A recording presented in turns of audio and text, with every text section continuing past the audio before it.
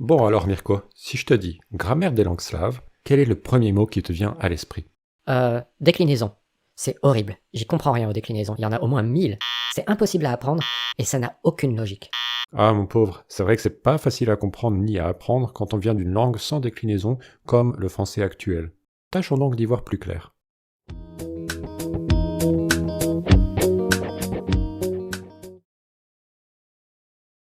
Alors déjà, est-ce que tu sais quels sont les mots qui peuvent être déclinés?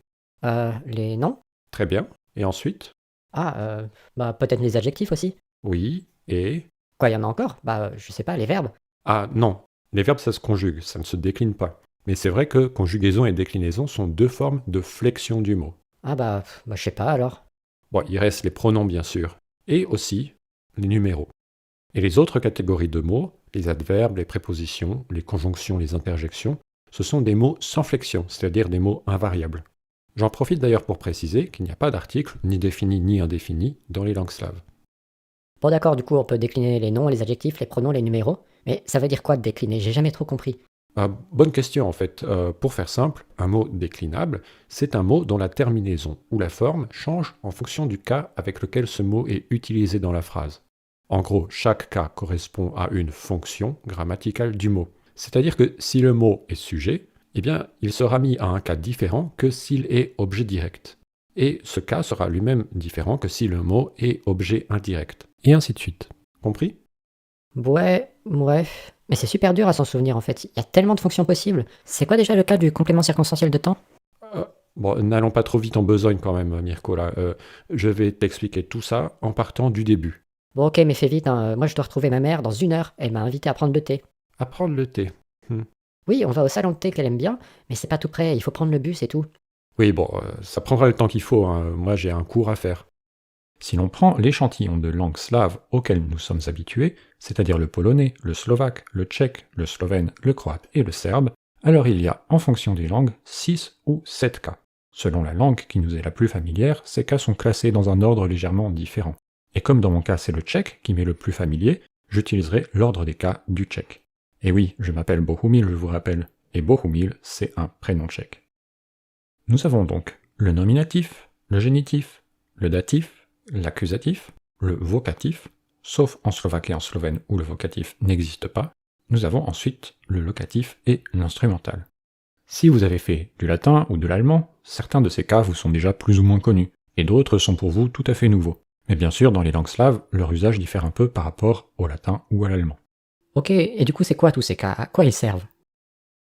Ah, c'est une vaste question.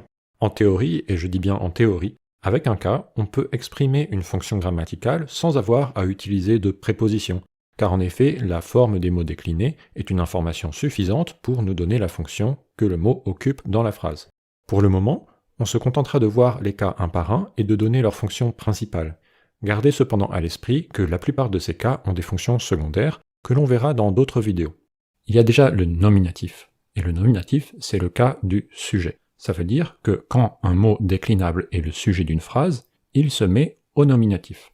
Et être au nominatif, ça veut dire que la désinence, c'est-à-dire la terminaison du mot, est celle du nominatif qui variera selon le genre et le nombre du mot en question. Si je dis Mirko va à la piscine, dans une langue slave, alors Mirko est le sujet du verbe aller et est au nominatif. Il aura donc une terminaison de nominatif, qui sera différente de celle des autres cas. Ah non mais ça marche pas ton exemple, je vais jamais à la piscine. Oui, mais c'est pour l'exemple, écoute. Par contre, tout à l'heure je vais au salon de thé pour retrouver ma mère. J'en suis très heureux pour toi. Donc dans la phrase Mirko va au salon de thé pour retrouver sa mère, Mirko est le sujet du verbe aller et est donc au nominatif. Ah d'accord, je comprends maintenant. Après le nominatif, il y a le génitif. Et le génitif, c'est le cas du complément du nom. Ça veut dire que quand un mot déclinable est complément du nom dans la phrase, alors il est au génitif. En pratique, on s'aperçoit qu'en français, c'est la préposition de qui se retrouve généralement dans la traduction d'un génitif. On peut donc se poser la question de qui ou de quoi pour déterminer ce qui est au génitif dans une phrase. Le génitif exprime donc typiquement l'appartenance ou la filiation. Par exemple, si je dis « le thé de ta mère refroidit », alors ta mère est en possession du thé. Et si je dis « Mirko, tu es le fils de ta mère », alors il y a une relation de filiation entre ta mère et Mirko. Cela veut dire que dans les deux cas, ta mère est au génitif. Ouais, c'est ta mère qui est au génitif, ouais. Pardon? Mais tu respectes ma mère, s'il te plaît. Elle n'est pas au génitif, elle est au datif. Le datif est le cas du complément d'objet indirect. Donc, un mot déclinable qui a la fonction de complément d'objet indirect dans une phrase est donc mis au datif. Souvent, on le traduit en français avec la préposition à, même si cela ne vaut pas à tous les coups, loin de là. Mais bon, c'est surtout pour comprendre la logique. On peut donc généralement se poser la question à qui ou à quoi pour déterminer ce qui est au datif. Les mots déclinables mis au datif sont donc généralement les destinataires de l'action décrite par le verbe. Donc si je dis « je donne un livre de linguistique slave à ma mère », c'est ma mère qui est au datif, car c'est la destinatrice du don du livre. Ah oui, pardon, elle est vraiment au datif, pas au génitif. Bah oui, je te l'avais dit. Vient ensuite l'accusatif, le cas du complément d'objet direct. Donc cette fois-ci, si le mot est complément d'objet direct dans la phrase, alors il est à l'accusatif. Si je dis « quand je regarde une vidéo de l'excellente chaîne YouTube Rosum Razum, je la partage et je la like instantanément », le substantif vidéo est à l'accusatif, ainsi que le pronom la à 2 reprises, dans je la partage et dans je la like. En effet, vidéo est ce qui est regardé, partagé et liké. Le pronom la renvoyant au nom vidéo. Et tant qu'on y est, le saviez-vous, vous pouvez aussi vous abonner. Le cas suivant est le vocatif. Ce cas sert à appeler, à interpeller. Si je dis « Prague, de toutes les villes, tu es la plus belle », ou encore si je dis « Mirko, viens boire ton thé », Prague et Mirko seront au vocatif. Comme on l'a dit, ce cas n'existe pas, ou devrais-je dire n'existe plus, en slovaque et en slovène. À la place, on utilisera le nominatif dans ces deux langues. Ce cas fait partie de ces traits grammaticaux dont l'usage s'affaiblit avec le temps dans certaines langues, et cet affaiblissement de l'usage a d'ores et déjà abouti, en slovaque et en slovène, peut-être parce que son utilité n'est pas flagrante, à une disparition totale. Ensuite, on a le locatif. C'est le cas du complément de lieu, de position. Si le lieu en question est à l'origine d'un mouvement, une destination ou un point de passage, alors il n'est pas au locatif. On pose donc la question « où est quelqu'un » ou « où est quelque chose » pour savoir ce qui est au locatif dans la phrase. De façon surprenante, le locatif est toujours associé à une préposition. On appelle les cas qui sont toujours associés à une préposition des cas prépositionnels. Et d'ailleurs, en russe ou en biélorusse, le locatif s'appelle prépositionnel. Mais en gros, si je dis « la mère de Mirko attend son fils au salon de thé », alors « salon de thé » est au locatif. Mais si je dis « la mère de Mirko va au salon de thé », ou « la mère de Mirko part du salon de thé », ou encore « la mère de Mirko passe par le salon de thé pour saluer la serveuse, sa bonne amie de toujours », alors « salon de thé » ne sera jamais au locatif. En fait, ma mère, elle aime pas beaucoup la serveuse, elle trouve qu'elle est désagréable. Ah, je suis désolé.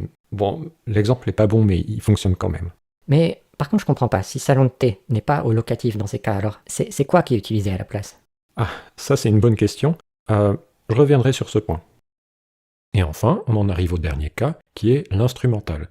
C'est le cas du complément de moyen ou de manière. C'est-à-dire que le mot déclinable qui désigne le moyen, l'instrument utilisé pour faire quelque chose, ou la façon de faire quelque chose, est à l'instrumental.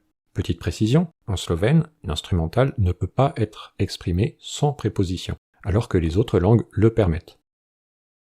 On posera donc la question par quel moyen ou de quelle manière quelque chose est fait pour savoir ce qui est à l'instrumental dans la phrase. Si je dis « Mirko va retrouver sa mère en bus », alors c'est le bus, qui est le moyen du déplacement, qui est à l'instrumental. Et si je dis « La mère de Mirko et son amie la serveuse discutent d'un ton jovial », alors ton jovial est à l'instrumental car il s'agit de la façon dont elles discutent. Mais c'est pas son amie, je t'ai dit, la serveuse. Ok, oh là là, mais c'est pour l'exemple, tais-toi un petit peu. Relou ce mec. Mais du coup, on a vu tous les cas, mais il y a plein d'autres types de compléments, non? Je sais pas, complément de temps, de cause, de but. Pourquoi ils ont pas leur cas? C'est une bonne remarque en fait, car on se rend bien compte qu'une fois tout cela passé en revue, il y a beaucoup de possibilités de langage qui ne sont pas pris en charge par ces cas. Comme on l'a dit, la plupart de ces cas ont d'autres fonctions que l'on verra dans d'autres vidéos. Mais même ainsi, les cas seuls restent insuffisants pour exprimer tout ce que l'on pourrait exprimer, par exemple en français, avec des prépositions. On l'a vu pour le locatif et l'instrumental, les prépositions existent aussi dans les langues slaves. Et il y en a encore beaucoup d'autres qui servent à exprimer des choses qui n'entrent pas typiquement dans la fonction première des cas. Ces prépositions sont quand même associées à un cas, qui peut être soit un génitif, un datif, un accusatif, un locatif ou un instrumental. Cela vaut notamment pour les compléments de lieu qui expriment l'origine, la destination ou le passage dont on parlait tout à l'heure. Et cela vaut aussi, par exemple, pour le temps.